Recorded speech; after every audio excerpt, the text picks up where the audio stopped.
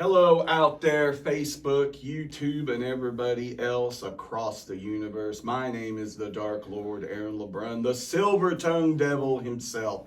And we're here at the Midland branch of the Boyd County Library to bring you the first episode of the Silver-Tongued Devil. I hope you're all very, very happy and safe out there and ready for a great episode of television, YouTube fun, and all kinds of antics. I'm right here for you, and we are ready to give you the best show possible.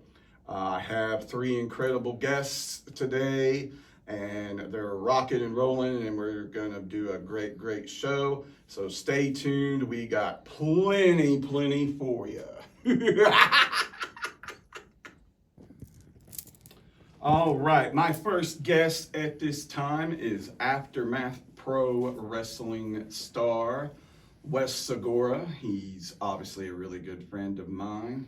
We go back a long way in the Obsidian Dominion and FTC Wrestling. We have been there and done that, so to speak. So my first guest at this time, let me welcome the awesome Wes Segura. Come on in, Wes. Come on in, Wes. Have a sit down with your old friend. How you doing, buddy? Oh, doing all right. It's good to see you. How you doing today? Pretty good. Awesome. Well, welcome to the Silver-Tongued Devil. Thanks for being here. Thanks for being the first guest to actually sign on with this. So I'm really excited and happy to have you here. Yeah, no problem.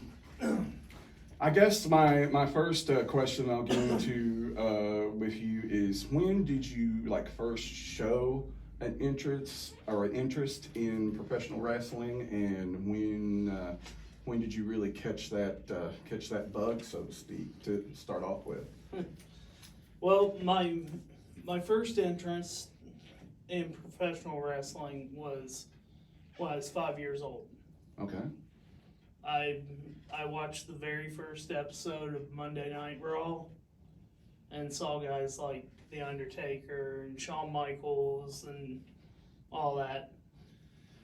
And that's what made me fall in love with the business. And I've loved it ever since. That's the only thing I watch on TV when I'm home. Right. Well, of course, wrestling guys like you and myself, of course, that's all we do is watch tons of clips of wrestling from all eras, really. I go back as far as watching Nature Boy Buddy Rogers and that sort of era stuff, all the way up to what WWE and AEW are both doing today, as well as all the major independent promotions across this great nation. So there's plenty of wrestling to go around, and wrestling, these days is bigger than ever. And, I'm fortunate enough to be a part of it. I'm glad to be a part of it. I'm glad you're a part of it. And going to be glad to, of course, getting back to that after the whole foot thing. So let's see.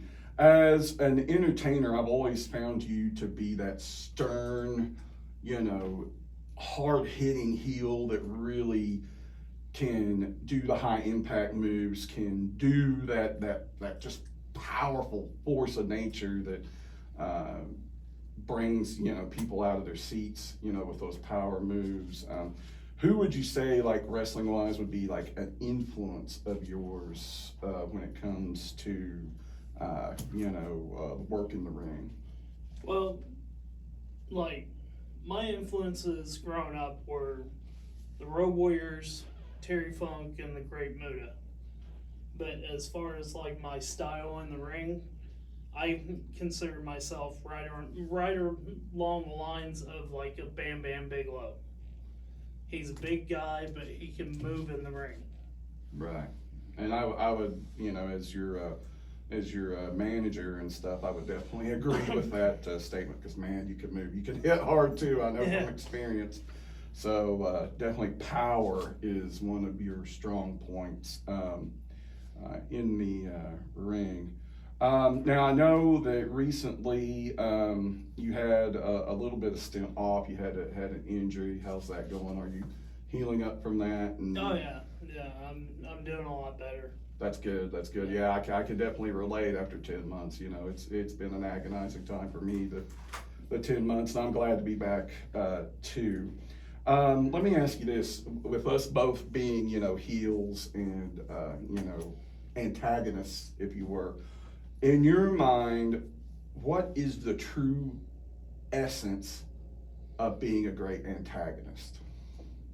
Uh, well, in my mind, the essence of being a great antagonist is as much as the good guy likes to be cheered and loved by the fans. Right.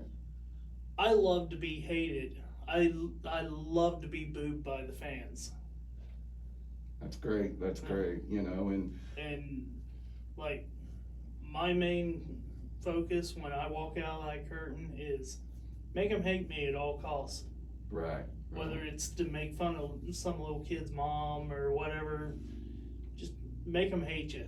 Exactly. Exactly. And that's always been the essence, if you were, of being a great antagonist. Is being able to draw that heat out of your audience, and make them shocked sometimes at your behavior, make them appalled sometimes at your behavior, and one thing that I've found, especially here a little bit recently, and then obviously a little bit back earlier with the Four Horsemen and the NWO and DX, and of course those great antagonist groups like that, is, when heels get over, a lot of times you will have fans that will actually break down and start cheering the heels. And that, to me, that's something that I know in the future we've talked about bringing and making a bigger thing, and in wrestling is the heel fans, to me, are the greatest fans on earth. The greatest fans on earth. The greatest fans on earth. You heard it here. But totally I like trying to almost make it like it's two different sports teams almost, vying against each other. As you will have your heel fans and your face fans that will totally be just at each other, and that makes it fun for us too. And sometimes there's times that, like, I've walked out of the curtain and they start cheering me. Right. So mainly I'm a bad guy, but I gotta change it up. I gotta start doing more good guy things, Right. but also keeping that bad image. Right, that antagonist edge, that edge that makes people realize that the bad guys have a lot to offer just as much as your good guys. And Jim Ross once said in the Ric Flair and Four Horsemen documentary that the antagonists are the key in any professional wrestling presentation. The hotter, the more viable, the more devious, your villain is, the greater light that will come from your hero. So, we really feed into each other in that regard. So one thing we had talked about too was independent wrestling and the rise of independent wrestling. Obviously, we're we do work for a great independent promotion, Aftermath Pro. I know we have interest in working with FTC, with ACW, with a lot of the local promotions, and like Bobby Blaze, our trainer. And Bobby, if you're watching this, you are the man. You're the greatest of all time, Bobby Blaze. We love you. I love you. But like he says, you want to take every single job that you possibly, can, as long as, you got, friendly relations with promoter and stuff. You want to take every single job that you can to get your name out there. So where do you see independent wrestling going today, and what is would be your secret? And you know, obviously this will affect both of us moving forward to push the envelope as we broaden, you know, me and yours course into independent wrestling. I would say independent wrestling is alive and well, and it doesn't matter where you go in any city, big city in the United States. You're gonna find a professional wrestling show or a professional wrestling school, or you might even, in our case, find 2 professional wrestling schools Right. with 2 different companies. Right, and which, you know, I'm personally excited to be a part of both, actually, you know, and I'll give Dave Harmon and Joe Pace and FTC a nod too. You know, I'm glad those guys want to have us and want to work with us, you know, and I definitely want to promote them too. Joe Pace is a great guy, as we know. And Drifters, I'm going to plug Drifters here. Eat at Drifters. They have the best food, best deals. And Joe Pace is an amazing guy. So Joe Pace, here's your plug as well as Dave Harmon and FTC Wrestling. We will see you very soon as well. To piggyback off of that, like if you want to learn how to be a professional wrestler and learn how to do it the right way and the professional way, if you're in the Cold Grove area, come to Aftermath Pro. I would agree with that. Yeah. I completely agree with that. Well, and you know, like I say, I want to continue to learn from Bobby.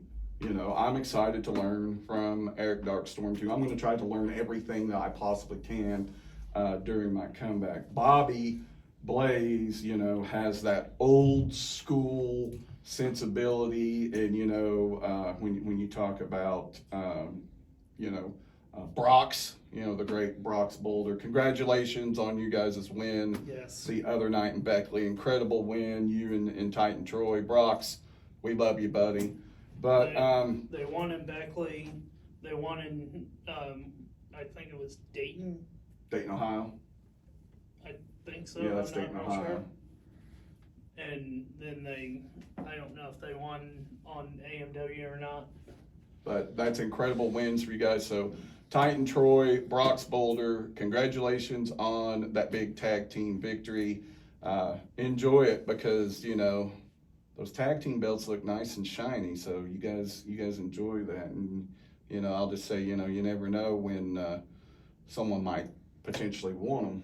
But you know, obviously you got to pack your lunch to take it away from you guys, where you're, you know, on such a big streak. But when I was talking to Brock's, the thing that really sold me the most, and you know, when we had the conversation about me coming back, was he brought up that old school sensibility. He brought up Harley Race.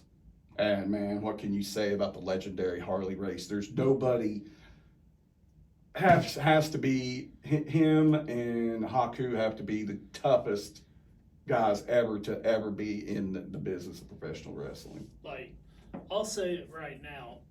Yes, AEW, TNA, WWE right now, it's hot. It's really good. But nothing beats old school, like Harley Race, Dusty Rhodes, Terry Funk, the Road Warriors. Well, my absolute favorite match is the scaffold match from Starrcade 86. Starrcade 86, yes. 86 from between the Road Warriors and the Midnight Express. I was just born in 86. So I was 11. So I didn't really get to experience that match live, but that is my all-time favorite match. The when Starrcade 86, when that videotape first came out, and another thing too, the Midnight Express at that time had Dennis Condrey in it instead of Dennis Condrey and Bobby. And Bobby Eaton, the both original, of them. The original. Yeah, and Divine's blessed both those men's souls. They did so much for the business, and honestly, the fact that we haven't had them into the Hall of Fame yet is just it. Oh, I said it this past week that like it's a shame that both of them didn't go in at the same whenever the Road Warriors went in. Oh yeah, for sure. Like if you or the Rock and Roll Express. Yeah, the Rock and Roll Express too. If you're talking the Road Warriors or the Rock and Roll Express, you gotta throw in Midnight Express. Oh yeah, absolutely. The Midnight Express, in all their forms, and especially, me as a manager with Jim Cornette. You can't beat Jim Cornette, and Jim, if you're watching, I hope I don't end up on your drive-through or anything like that. But definitely a big shout out to the legendary Midnight Express and Jim Cornette, and rest Bobby Eaton and Dennis Condrey's souls there. All right. So, we were talking about the legendary Midnight Express. Also with Brock's, I talked about, and of course, my background would obviously come from a little bit earlier with, talking about Jim Crockett Promotions, the Four Horsemen, and he mentioned Arn Anderson specifically to me, and that's what helped, sell me on Aftermath Pro 2 was the fact that he mentioned Arn Anderson, and Arn, if you're watching too, you were like my dad. You were like my dad. I copy your promo style. I idolized you for long. I was fortunate enough to have met you just down right in front of Time Warp there in Ashland, Kentucky, and big thanks to my wife Taz LeBrun for getting me to that really quickly after work, because I tell you what, that was a car ride where I was anticipating, like I'll be honest, I was a little damp in the drawers to, meet the enforcer Arn Anderson, and I was, we were just yelling at traffic, get out of the way, but I did get to meet him and Dean Malenko also, which was an honor, but meeting the enforcer Arn Anderson that day was a dream come true for me. And so I'm glad Time Warp brought him in. So thank you, Time Warp, for bringing him there. But let's see, what else do we have here? What do you see like the future of pro wrestling and really independent wrestling and pro wrestling in general, when you think about the future and where the business is going and the potential that the business has to go? Where do you see that going?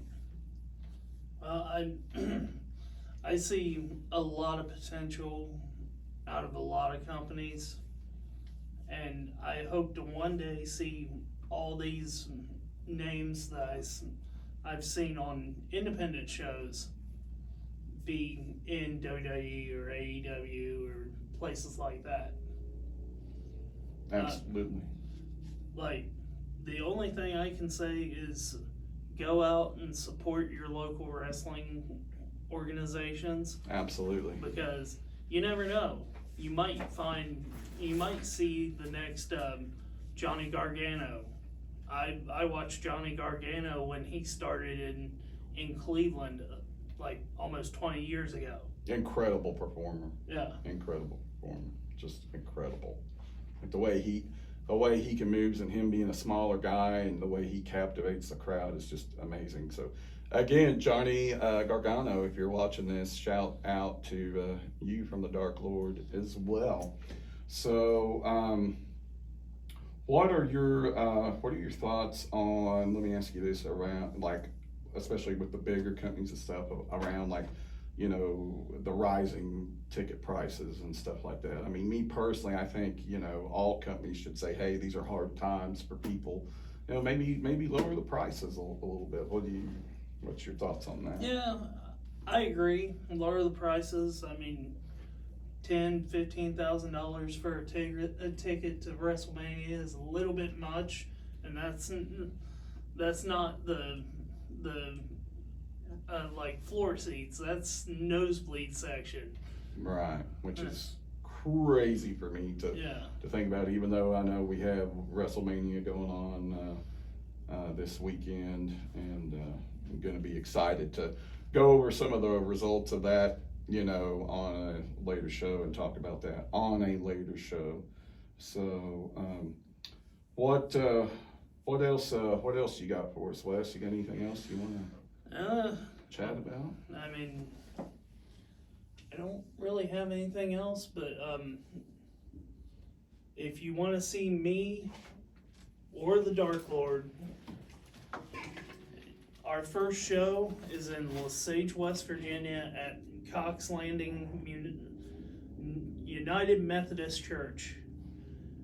Yes, it is.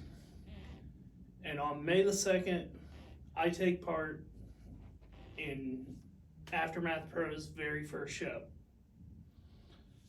And I've been having a lot of trouble with a young man named Isaac Shadow Fire, Shadow this, Shadow Demon, that. Shadow Demon, Shadow Brick. Is it Shadow Brick? Is it Shadow this? No, it's not Shadow Brick. It's okay. It doesn't matter what his name is. It doesn't matter what his name is. Dark Shadow, or whatever his name is, on May the 2nd is gonna find out what I'm all about. That's right. And also on May the 2nd, I'm gonna be in that arena. I'm gonna be in that church, and hopefully I don't burst into flames, but I'll be there.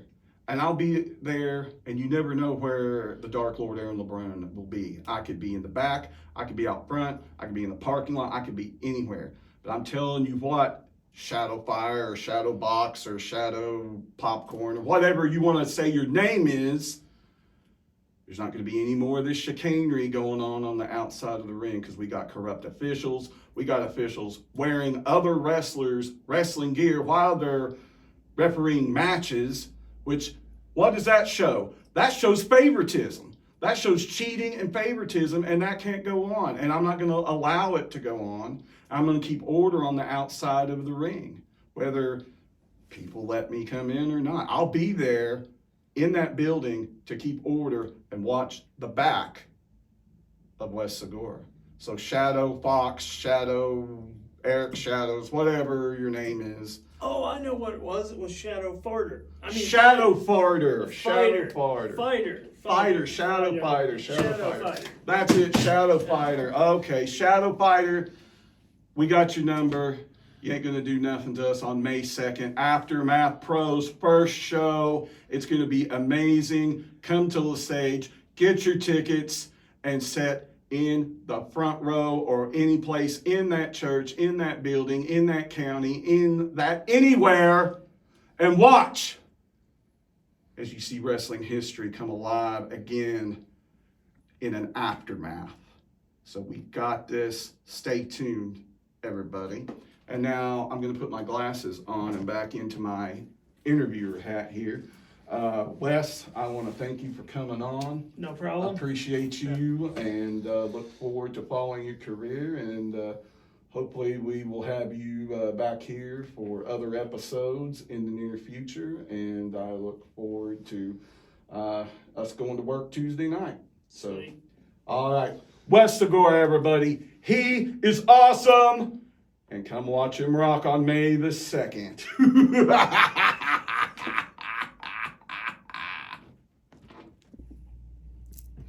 Welcome back to the Silver Tongue Devil. I'm the Dark Lord Aaron LeBrun here with you, and we're going through this amazing panel of guests. My next guest at this time, and I tell you what a clutchman. So I thank you, brother, I really do. But my guest at this time is the drummer of the band Gasser. He's a great drummer, and he's here to, we're going to nerd out talking about some drum stuff and hear about his band and all the amazing things that he's done. Give it up for John Hensley. Yeah, welcome, Lord, welcome, thanks for welcome. having me. Absolutely. Try not to rattle my custodial Oh, keychain that's too okay. much. I got those too, buddy. I'm gonna I got take this those too. because Oh yeah, don't make him fall it down. levels me. Yeah, you got to pick his brain. Levels. You got to pick his brain. Hey. Thank you. Welcome to the Hey, Silver glad to Tongue be here. Devil. Glad to hear you. How you doing, John? How you Doing good. How's life treating you? Life is good. Staying busy. Right.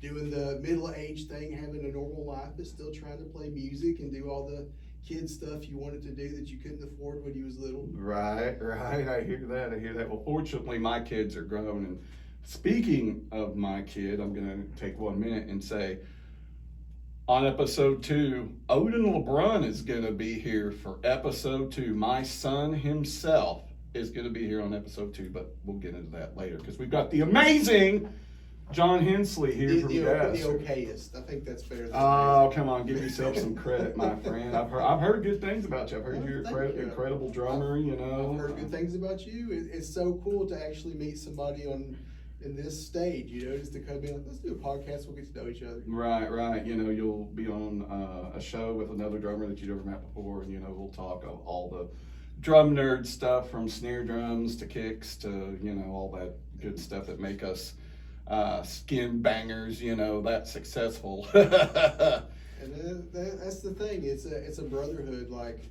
playing drums is a tradition. Every time we pick up sticks, we carry on what Art Blakey or Buddy Rich did. And you always have someone to talk to. I don't think I've ever really talked to another drummer that was, anything but nice or cool or would go and talk about stuff. So I've had good faith and good fortune in that. Right, and now I've met some good ones. I've met some that I've had personal rivalries with. Most of those were out west, I think. Here in town, there's you. There's Chris Webb from Zero King. There's Craig Johnson from What Drives the Week, who's an excellent he's great. drummer. I love that kid. Yeah, very, very good. And also you have JD Hall from Downtrend too. I mean, I don't know if you've seen a lot of his drum videos. We're kind of from the same place. I think, if I'm not mistaken, he's down towards Floyd County, Kentucky, or used to be. Right down that I was way. originally from Pikeville, so yeah, he does some great videos, does some really cool stuff. Yeah. So we're fortunate to have such a talented brotherhood of local drummers in the region. I hope to meet more of you. If you're out there and want to drop me a line sometime, drummers, let's hear from you. There's not enough of you. So, and hopefully we can change that and teach some of these kids, the next generation to come up. I'm also interested in doing some of that as well. So you play for the band Gasser. How's that going? How are you guys doing? That's good. It's a good family, and it's the weekend warriorism that you have to do as you get older. Right. We all have jobs, families, responsibilities, and to find two like-minded people that have that same sensibility that we don't have all the time in the world. We're not 20. We can't just go get in the van and go. You can't take every show, and you have to have balance. That's the big thing, is finding the right people that explain that. And there's excellent comes at all different ages, and we're all similar in age. Not that I would mind. I'll play with anybody that has the heart to play, but you feel weird, when you're like a creepy old man, like you're 44 years old, you play with a 20-year-old. So we're all like aged and just kind of middle-aged weekend warriors with it.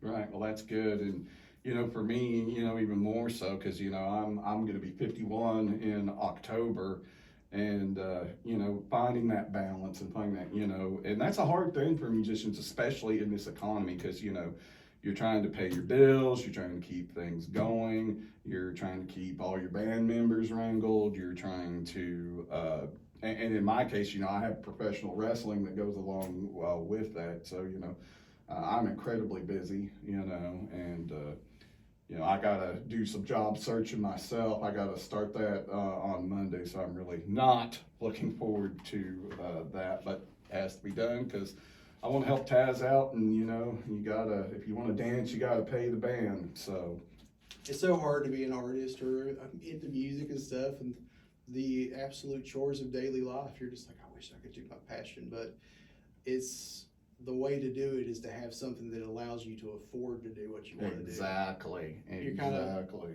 every shift that you work's buying a little bit of freedom. That's right. That's right. And it's a trade-off. It's a trade-off. That's true. So, how long have you been playing drums? I started in sixth grade, probably 14, 15, something there. And I was completely resistant to it. I didn't want to do it. It's something I got made to do it. But once I got into it, it stuck. Like I was like, Mom, I don't want to play drums. I'll just take typing class. And I was just like, really, why do I want to type stuff, play drums? It's so much cooler. And I had an older cousin that was like, the little you look up to and want to be into what that cool guy's into. He had a mohawk and the Doc Martens in the mid-90s, and he was big into Metallica. And I know it's kind of cliche, but Lars Ulrich, like the first time you hear one, I don't care if you think it's cheesy, it's one of those things that grabs you and you get the attention. He may not be the best drummer in the world. I mean, now I've got the wine taste of going back and listening to the Art Blakey's, the Mike Portnoy's, but if it wasn't for a dude like Lars, I probably wouldn't have paid attention. Well, and that's a great point, John, and I'll defend Lars to my dying day. A lot of people like to give that man so much just utter crap. Like I've heard people online talk about Lars like he's a dog, but to have a guy that has, he's in the Hall of Fame, and a lot of times I'll ask people who are down on him, I'm like, what have you ever done?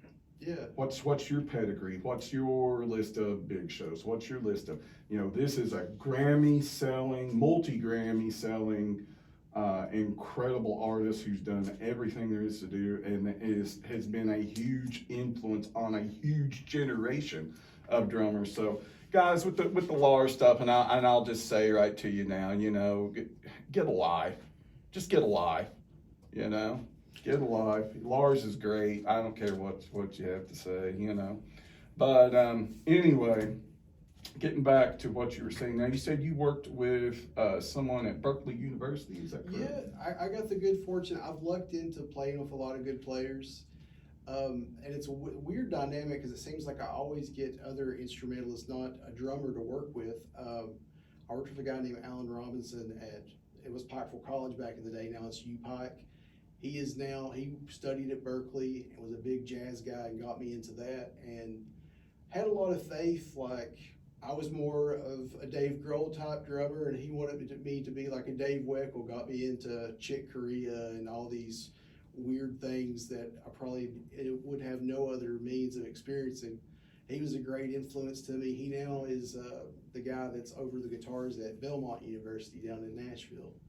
Nice. One of those things, you don't talk to your heroes much, but that was a big influential thing for me, is to learn jazz, to learn all this freedom, and then like go back to punk, rock, metal, and try to put that somehow into a more normal or popular thing of music. That's what I've always chased in my style, is how can I take weird things that seemingly don't fit and put them in just kind of straight music. Right, exactly, and that's important, and that's one thing I think that gets lost a lot of times in artists today is they're so set on genre, like they want to be specific to this really narrow thing, this really narrow genre, and it's like with Nightshade and Folk Nasty, we just want to make the music, and then if whoever on the street wants to call it black metal or death metal or avant-garde metal, or in Folk Nasty if they want to call it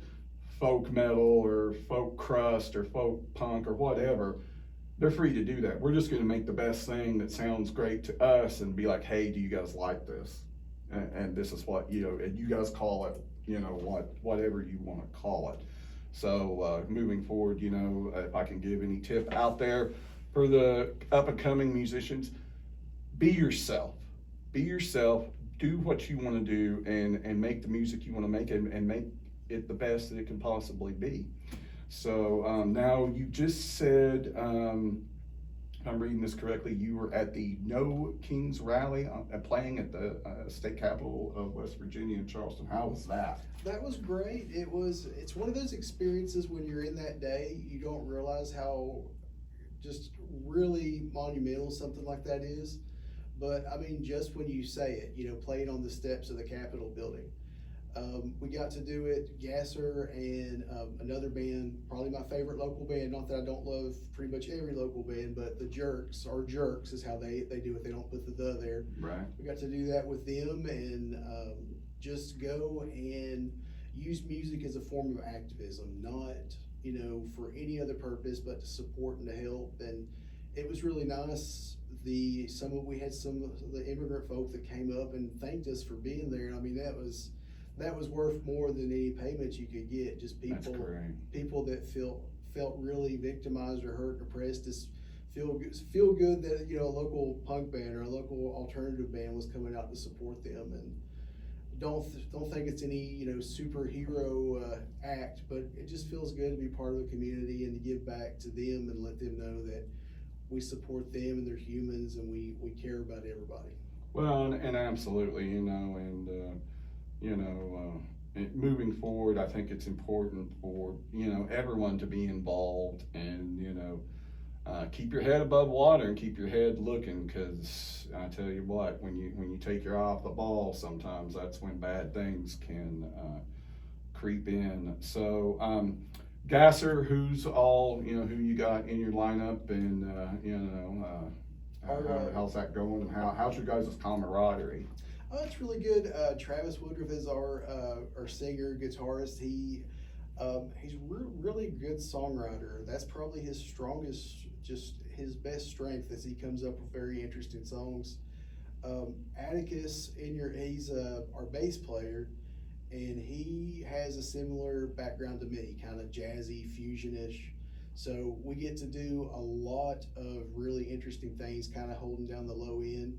And then you put some good songwriting over top of it. Makes a really cool combination. It's kind of weird. Travis is more into Nirvana and alternative, and we have this jazz influence, so we're all the time kind of going back and forth like, this is really weird, why are you all doing this? And it all makes sense, but it's a learning thing. We learn from each other. We take strengths and weaknesses, and we build those together to build up our own weaknesses as strengths. That's great, man. That's great. Now, you did tell me just this morning that you guys did a 4-hour rehearsal. This is my hero, and Nightshade, Folk Nasty, and everyone else that's thinking about working with me. A 4-hour rehearsal, not a show, but a 4-hour rehearsal. As a drummer, how did you feel after that? Sore. I bet so. But it's one of those things I've always said. The time that you put into an instrument or to music, you have to spend so much time alone to actually get a little bit of time to be with people. Right. I practice usually 4 days a week after work, 2 or 3 hours, and it's lonely sometimes, but you're like, I'm doing this because I'm pursuing something with this craft. I want to be incredibly proficient. I want to chase these players that I've idolized. And with us practicing, it's just you get and you love it, and it doesn't feel like work. Like you can sit there and go over a song and just get into it, and you don't see it as 4 hours. It's just like, oh yeah, it's just that time just went by. But sweaty, big man drummer, Oh, I know. You sweat Yeah. buckets of sweat. It really is a true story that some of the towels, like from shows I've done, I've put in the car and forgot about them. And 2 days later, you go grab it and it's still wet. Right. Like, what is this? This is gross. It's like, oh, it's my human sweat. It's awesome. Right. And talking about the 4-hour thing, I'll bring up a memory from my career a little bit. Is in 1996, the original Nightshade, which was myself, John Carpentero. Oh, and John Carpentero, if you're listening, come home. Just come home. We want you at home. Me and Scotty want you at home. Yes, I'm doing a shameless plug here, but just come home. You know what to do. But anyway, Scotty Wilburn, John Carpentero, and then, rest his soul, Nasty Nick Evans, our original lead guitar player. We did a 3.5 hour, this was a show in Danlington in Greenock County, that old abandoned Danlington school in Greenock County. And I don't know if you're familiar with that, or if anyone out there is familiar with that. I think some people might be familiar with the school in Danlington, but what was amazing about that is we literally charged $2 to get in, and it was packed. It was packed, and then we just unloaded our entire catalog. We did our whole first album. We played every single cover we had. We just unloaded everything we had. And I can tell you this, like, when we, loaded out, and I got everything back home and stuff, we were talking about having an after party and all this stuff, and it was like, once all the gear was in my house, and and I quote unquote clocked out, I passed out in the bed. I didn't move until the next morning. So I get what you say with that endurance thing and having that oomph to go through. But congratulations on a 4-hour rehearsal. That's really great, John. And I, you have my eternal respect for doing that. That's the way that it's done. Period. Yeah, and your show is impressive, and we kind of get that same wavelength. Those beautiful moments in life, like once you finish things up, you don't realize what you've just done, but it takes a day or two that you're like, oh my God, that was pretty legendary. Exactly.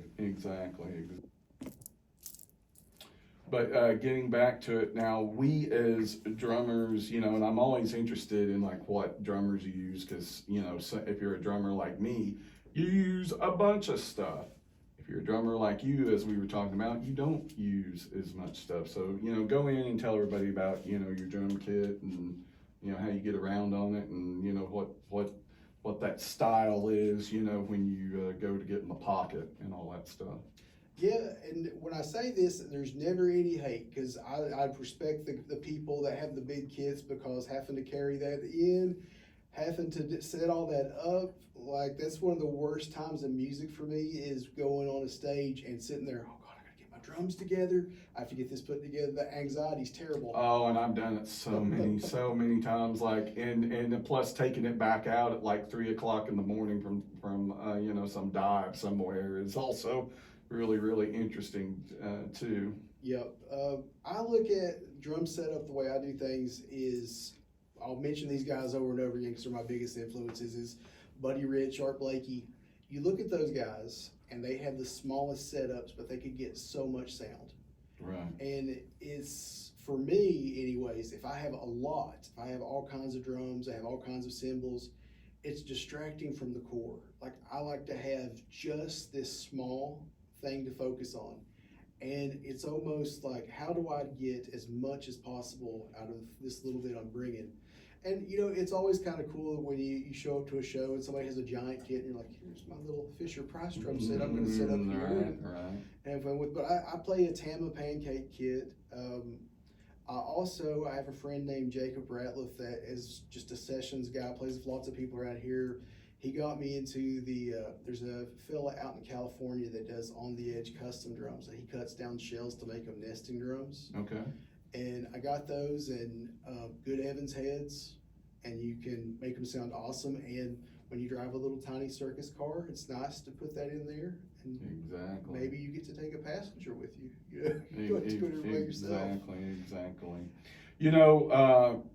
For me, you want to go back and talk about Buddy Rich. Of course, what can you say about Buddy Rich? Oh, yeah. I respect the hell out of Buddy Rich. But for me, the guy that really from that era is, and I don't know if you've heard of him, is Louis Bellson. Yes, I heard. Yes, he was the first guy to use the two bass drum thing. Very, very, and Louis, rest your soul. Buddy Rich, rest your soul. You guys pioneered the way for guys like us. So again, props go out to you guys. But when you talk about, that jazz drumming and like I say, I'm essentially a heavy metal drummer, but especially, bringing up, some guy that needs to come home, John Carpentero, with his bass guitar and my drums, we would really get into, a lot of times when it was just me and him by ourselves, we would get into these jazz, Afro-Cuban rhythms on bass and drums, and like, you know, he's such an incredible player that I've been really, really fortunate to get to work with him. And oh, by the way, yes, it's another plug. Come home, John. Come home, John. But anyway, no, good for you. I like that kind of style. And you know what?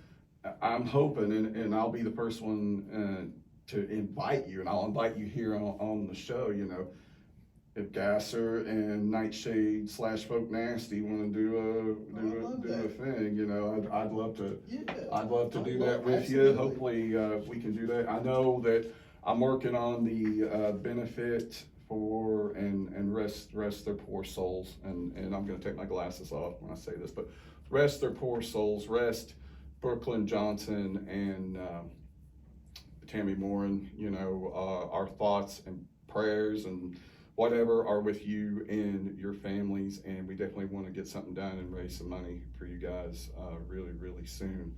So stay tuned for that. We're trying to get that planned right now. So obviously our poor two ladies that, you know, no longer have their lives here in Ashland, we're down to help you in that. So good. I can't wait. I hope that Gasser will definitely be a part of that. And We'd love to, and let me say, that's outstanding. You working to do something like that. oh, thank you. That means a lot. Like when things go crazy in the world, just having good people that want to step up, do something, try to help heal the wounds. It's big of you, man. I really appreciate the stuff you're doing like that. Thank you, John. That means a lot for, you know, a talented player like you to, you know, give me that endorsement on that too. So when you think of, you know, you describe yourself as Appalachian punk alternative, you know, in the style that, you know, if you had to call Gasser, you know, a genre. When you put the Appalachian part into the punk and alternative, what does bringing that Appalachian edge into punk alternative, what would that mean for some of the fans that may not be as up on the whole genre thing? I think the Appalachian part of it is just the life experience of where we live. I mean, you can hear it in hard music and heavy music, like when you go through downtown Huntington and you see all the infrastructure that's crumbling, you see the old steel, you see all these people's dreams that have been destroyed, and you look at the opioid epidemic that's through eastern Kentucky. I mean, I grew up in Pikeville, and that was one of the first things. It went from kind of Mayberry not hearing about drugs to people abusing pain pills in like a high school bathroom. Right, and that's awful. That's awful, by the way. And of course, a lot of people in this region have been touched by that. And let me say, you know, if you're out there and you have a problem, please get help. Absolutely. Please get help. I mean, there's tons of help out there. You know, as we go through these episodes and stuff, I'll have more information and stuff on how, you know, you can get help. But if you do have a problem, please get help, because we want to see you this side of the game and not the other side. So great point, John. Great point. That's just you see those things. You see, you know, and as we say, entire hollers being wiped out by that, and it can't help but to come out in your creativity. It forces almost a weird cynicism, you know, that you're just like, you know, seriously, it's in never way ever funny, but it just seems so much stuff hits our area. It's just like, what's next? And you have to have that kind of spirit that so much of Eastern Kentucky and Kentucky in general has been just, we've had all these dreams, been promised all these things, and it seems like stuff just always falls through for the good folks of Eastern Kentucky. Oh yeah, absolutely. And not to, and I'll just foreshadow my next guest. You know, my next guest is going to be somebody I hope that we're going to put up there that's going to do something about that. But we'll have more on that later. Anything else that you want to promote or talk about here on the Silvertongue Devil, John? No, at the moment, hope to get some good shows for the summer. Don't have a lot on the docket, but just kind of going and working and just coming up with new projects and reviving some stuff. And absolutely a pleasure to be here talking to you. It's a pleasure to meet you, and Wes off camera, meeting him. That's right. Hi, Wes. Everybody's first class, so I Right. appreciate that. Absolutely. Well, John, thank you for being on the first show of the Silver Tongue Devil. Thank you for being the clutchman of the show, coming on. You know, I just talked to you this past Friday. Thank you for coming on and filling out our roster where we had, you know, someone who had to cancel. So I really, really appreciate you. Look forward to seeing great things from Gasser in the future. And I look forward to working with Gasser in the future. So stay tuned for a Nightshade Gasser Folk Nasty show coming to somewhere near you. So John Hensley, thank you for being on the show. Absolutely. It was a pleasure to meet you. Thank you for If the being Dark the Lord pleasure. calls, you answer. It's simple. Thank you so much, John. Well, you have a great day. Look forward to seeing great things from Gasser in the future. Thank you, sir. I appreciate that. You take care, brother. Appreciate you, sir. Yeah. Welcome back to the Silver Tongue Devil. I'm the Dark Lord, Aaron LeBrun, and we're about to have our first political guest on the show, and our last, but certainly not least, guest for this broadcast. Give it up. This is a big time one here. Give it up for candidate for the Ashland City Commission, Heather Hayes. Thank you. Heather, thank you for coming on the show. Absolutely. It's awesome to have you here. It's great to Yeah. have you here. How are you doing, by the way? I'm doing incredibly well. I'm thankful that you asked me to do this, just to get my message out and to show people that they can make a real change in their community and they don't have to have the backers of greasy billionaires to do it. Exactly, and that's a beautiful, beautiful point. Keep an eye on her, guys. Keep an eye on her. All right, so for those not familiar, do you want to go into a little background about yourself and where Yeah. you're from and your history, in Ashland and everything like that? Yeah, I was born to my parents here in Ashland, right down the road at King's Daughters, and was raised in Ashland for about the first 5 years of my life, and then we moved to Huntington to be closer to my mom's job.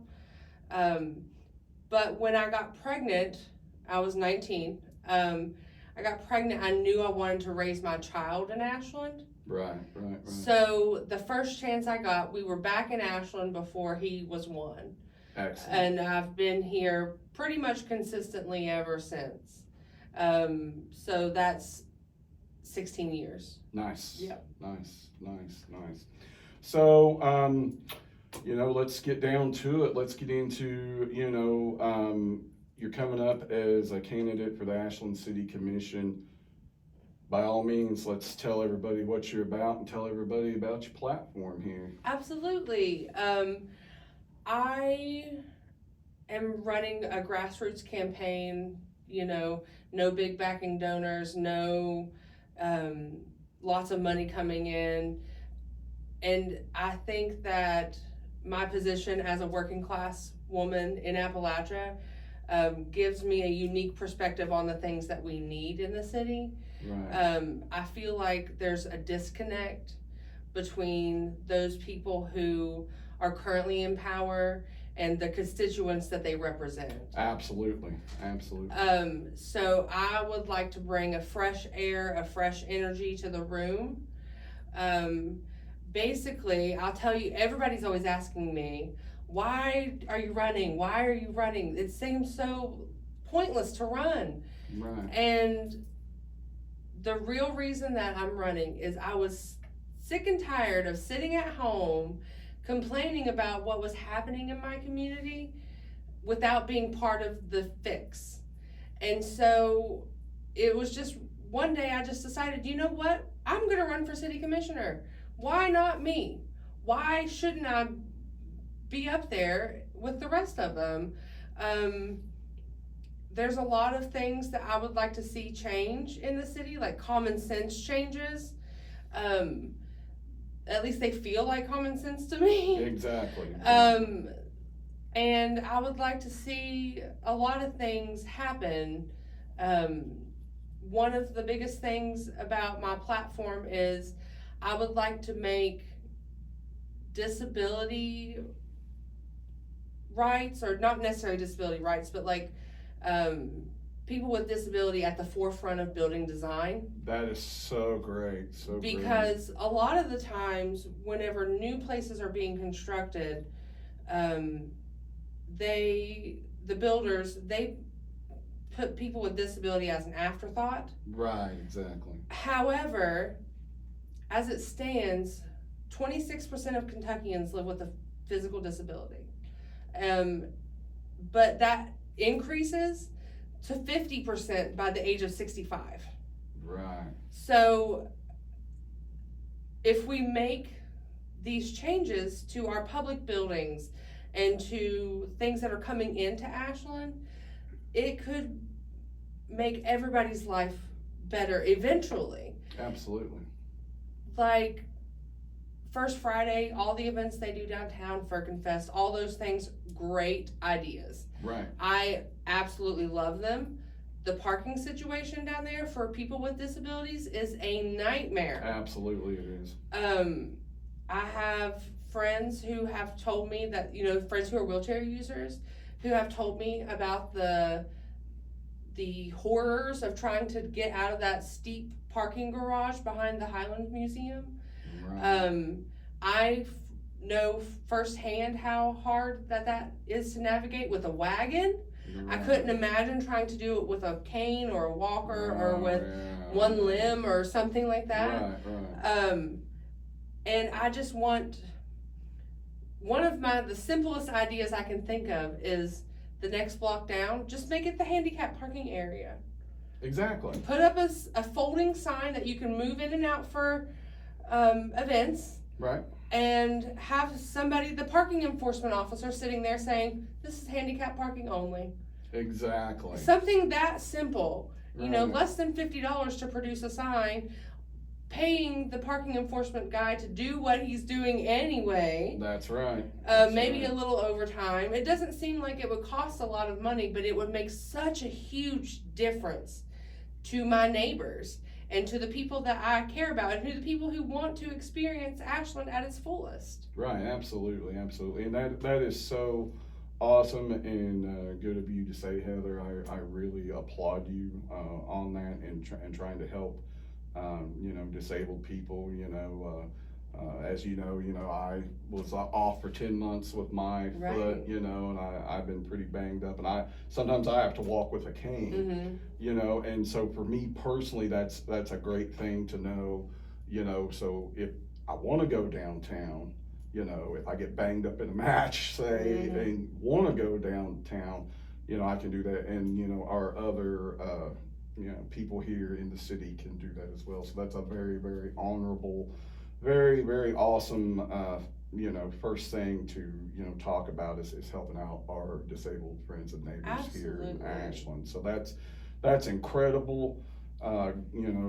Good for you. I'm really glad that, that's part of your platform.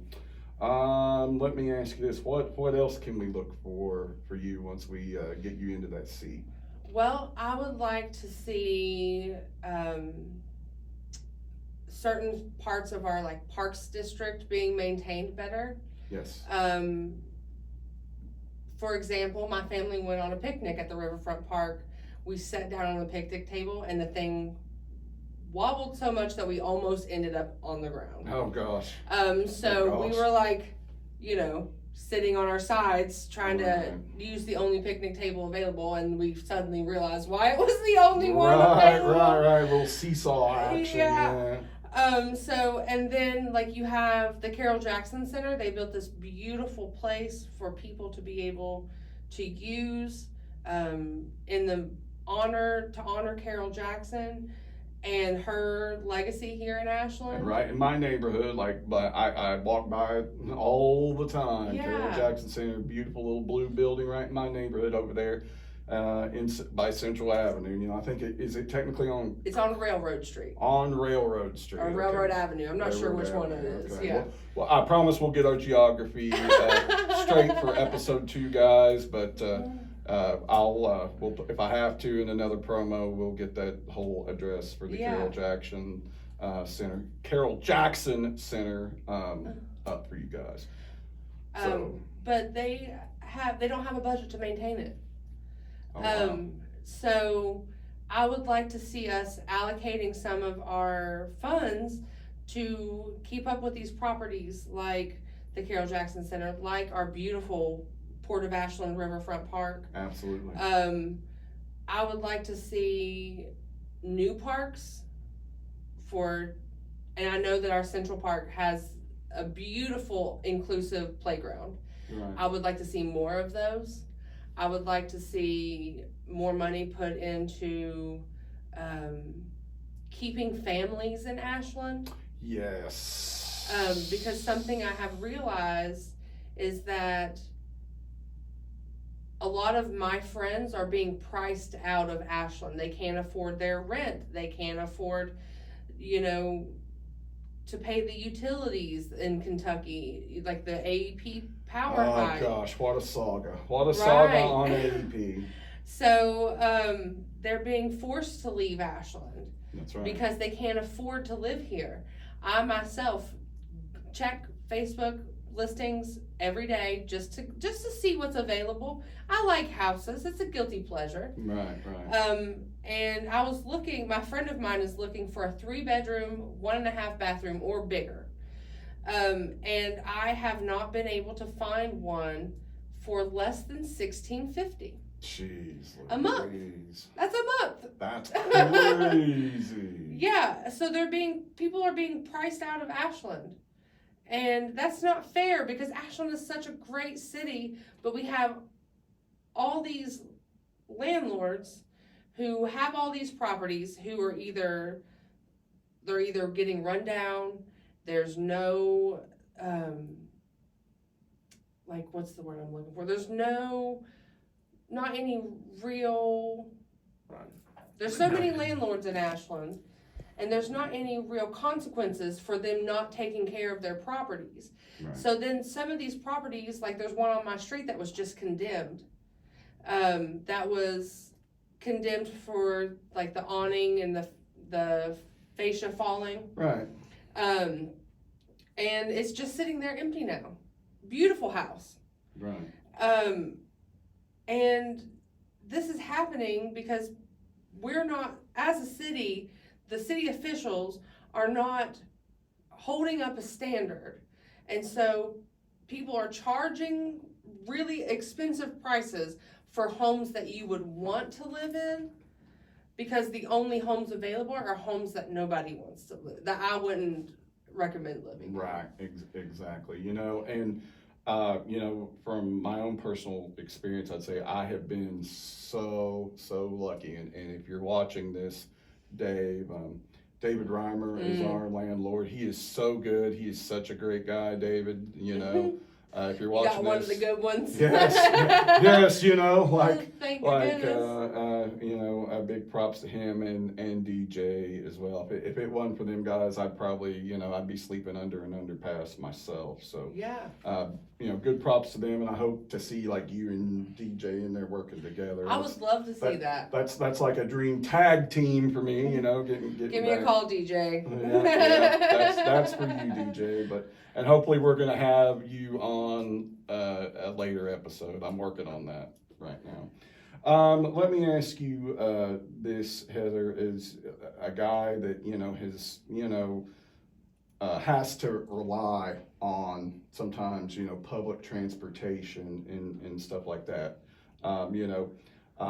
From my house on Central Avenue, I have to walk down to Scope Towers to catch the bus that only runs, it runs every hour, but only every single hour, and then they take like an hour and a half or something, for lunch. So I have to really plan my trips, if my beautiful wife Taz is on a run or something like that, work run, I have to take, the public transportation sometimes. And so we were talking a little bit about your ideas with, an expansion of that and how that could aid in infrastructure and aiding people, potentially better companies coming in and better jobs for, people, including myself in the city of Ashland, and jobs for the disabled as well. So what's your idea for that public transportation expansion? Well, the citizens of Ashland have been complaining for a long time now and bringing it to the city commissioners that there needs to be a bus app. And they finally rolled it out. I saw the post yesterday that there is a new app for the Ashland City Bus. So thank goodness it's there. And I'm going to check it out as soon as I have the moment to download it. That way I can put in my 2 cents about it. Right. But one of the biggest things that is frustrating to me, a little bit of backstory about me. I'm a single mother. Right. I have now a 17-year-old. Right. And whenever he was young, we lived at Bruce Apartments. And I was, trying to do the single mom thing, being the best mom that I could. But sometimes my mom couldn't take us to the grocery store, or she couldn't take us to the doctor's appointment, or I didn't have the gas money for her to come to take us. Right. So we would take the bus. We took the bus a lot. I would say on average 2 or 3 times a week. Sometimes just to make him stop crying because, moms with toddlers will get that. Right. But we took the bus everywhere, and it literally was the biggest lifeline for me. I've taken the bus to work, to the doctor, to the grocery store, to the park to have a play date or a picnic. One thing that frustrates me the most about the Ashland City bus system is that there are very limited routes. And they close so early. They stop running so early. Oh yeah, like you were talking. I believe the last run, because when I was job hunting, I would go to the library, and the last run over there, I have to be out there right at 5 o'clock. Right. To go back to the depot to go back over to Scope Tower. So I definitely get that they close so early. Yeah. But one beautiful thing that I realized is I used to work at Camp Landing. Right. Out there in that. In Malibu Jacks, actually. Yes. But one thing that I realized is that they started a bus run out there because of people working and things like that. However, a lot of my coworkers could take the bus home there, but not home. Right. Yeah. And I ran into that actually myself when I had a very, very brief stint at the Burger King in Cannonsburg. Mm-hmm. So. Yeah, and it's frustrating, and I implore you, if you are live in the city of Ashland, take the bus, take it once. If you never take it again, I think everybody should experience it, because it shows you how limiting the access is. Right. And so people will say, just get a job, take a cab, and I'm like, have you ever taken a cab? Oh God. Exactly. Yeah. If you want to give your whole wallet to somebody, taking a cab's the quickest way to do it. So I would love to see the bus system expanded. I used to be able to take the bus from Barbersville, where I lived as a teenager, to Ashland. Wow. I could take the Huntington bus to Catlettsburg or into Canova, right. Switch to the Ashland bus and go see my mama in South Ashland. Nice. I can't do that anymore. Wow. I used to be able to get there and home. And see, that's incredible, and that's something that we need here. Yeah. We need here, absolutely need here. So I think that just like the example with Camp Landing, once people realize that there is a way for them to get there, not only are people more likely to spend their money and resources to get to those places, but other businesses are more likely to come in too. That's right. And whenever you have people who need jobs, people who want these jobs, but no transportation for them to get there, that's just it's just a disservice to the community. It absolutely is. It absolutely is. And so I have mixed feelings about the conference center that they're putting in downtown Ashland.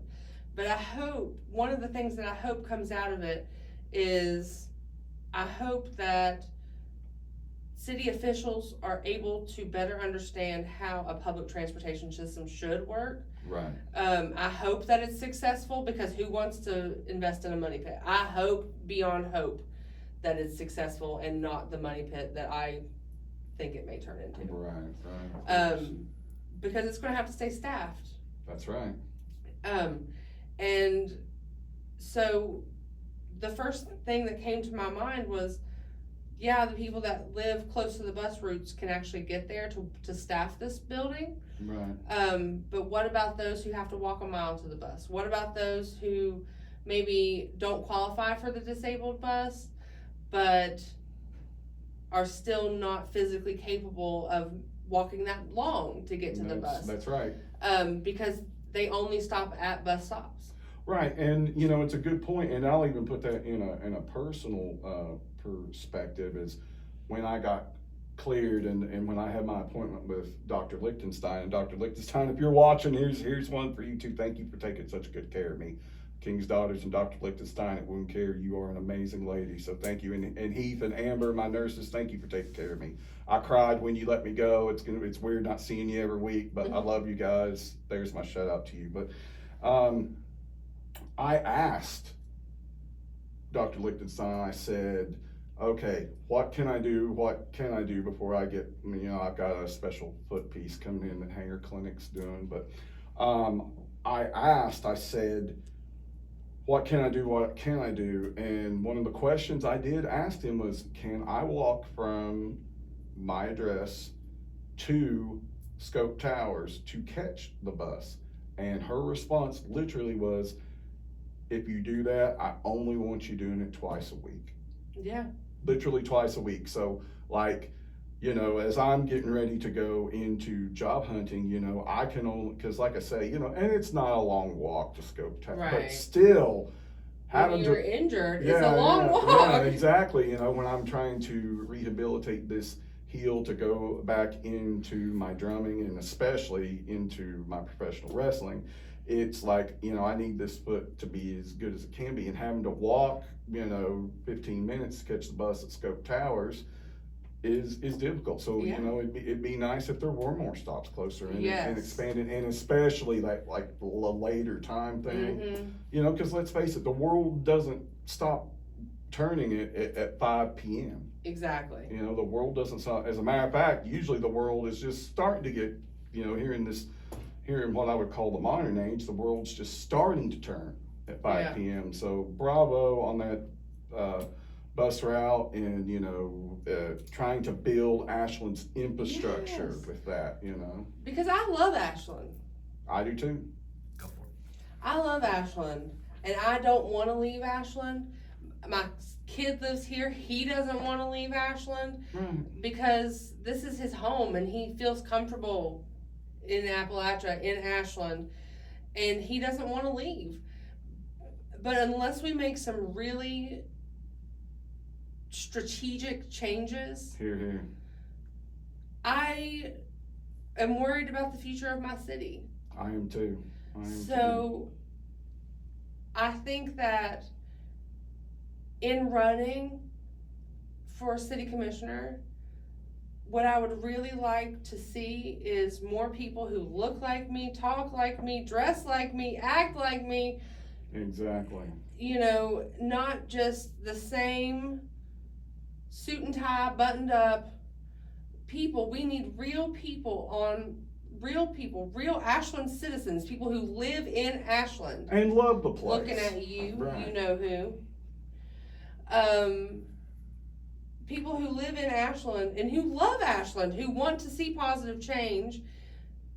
Those are the people that we need, and exactly. We're driving them out. Exactly. And, you know, so much talent, like I say that so much talent is trapped in poverty. Absolutely. You know, there are so many people, even people that are, you know, in my own bands and people I work with that, you know, they have amazing talents, and, you know, there's a lot of debate on where this comes from, but I consider it to be divine. I consider it to be the supernatural. And like I say, whatever that is for you, it is for you. But you get that to be that talented as some people are, you get that from a supernatural place. Right. And so for them not to be able to use those things and just have to keep their head down and not be able to advance because they're trying to pay the electric bill, they're trying to get back and forth to work, they're trying to do this stuff, and to not be able to do that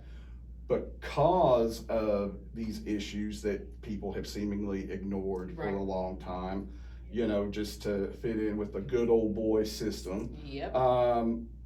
Is heartbreaking. And I've always said Ashland has amazing potential. It could be a city for all of us, and it could be a great city if we just drop this ancient stuff from the past that has never worked, is never going to It work. hasn't worked since the 70s. Exactly.